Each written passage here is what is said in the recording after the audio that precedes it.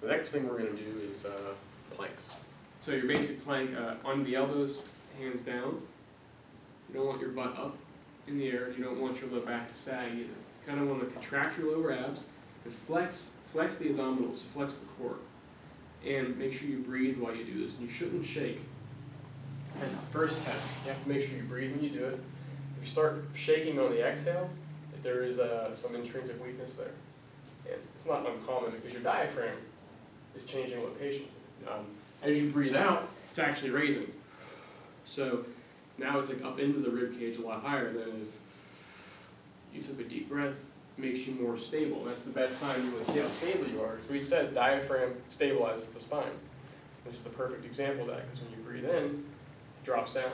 Suck air into the lungs. So the slight movement up and down is not the issue, it's the shaking. Right. That's the issue if you for testing. Yeah. Like a failed test. Yep, you'll start to shake. Okay. And watch the shoulder blades.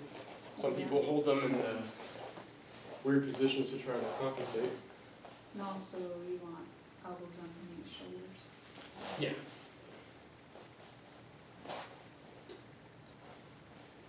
And we're going to bring this down a little. And breathe nice for us, nice and deep. Keep the abs tight. Some shake. We're going to keep the shoulder blades nice and tight. Good.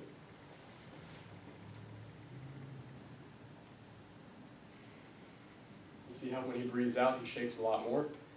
When he breathes in, the diaphragm goes from about here to here, stabilizing the spine farther down. When he breathes out, it raises up. Therefore, there's less stabilization, more shaking.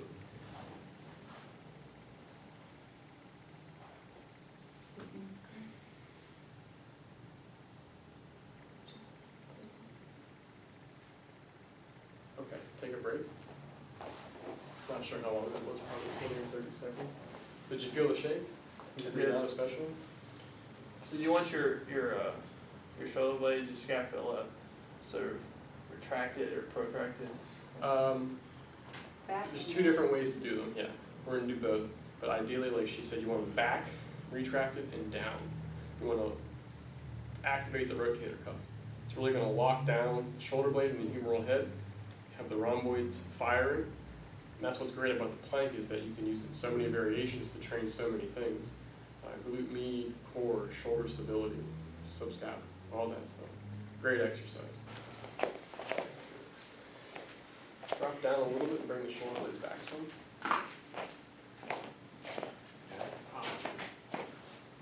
Right now you're like that, which is really firing pec minor. You kind of want to relax pec minor, drop down into it a little bit, but not all the way.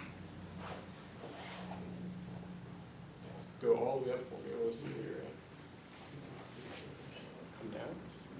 Good. Now relax the shoulders some. A little more. Can't do it anymore. Okay.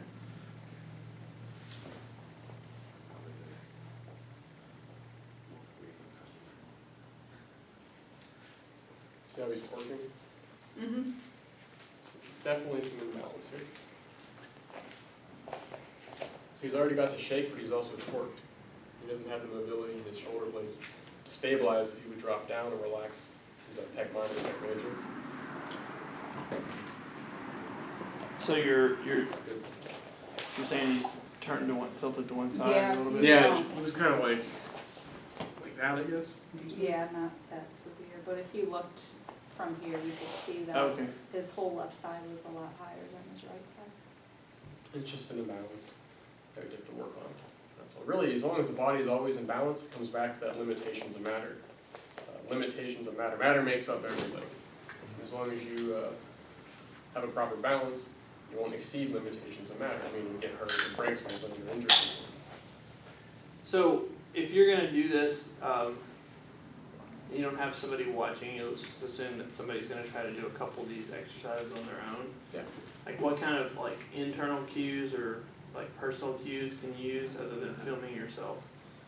You'll feel yourself shaking. That's a good one. The hardest thing to do is to really know where your pelvis is, because a lot of times you'll end up way high and not realize it, or way low, sagging and not realize it. just do your best to try to go by how it feels. Always try to feel the core. Sometimes we'll spend an hour doing this stuff with people, and everything is sore except for their core. Then you did it wrong. You really want to feel it in the core the whole time. And just do it, test yourself.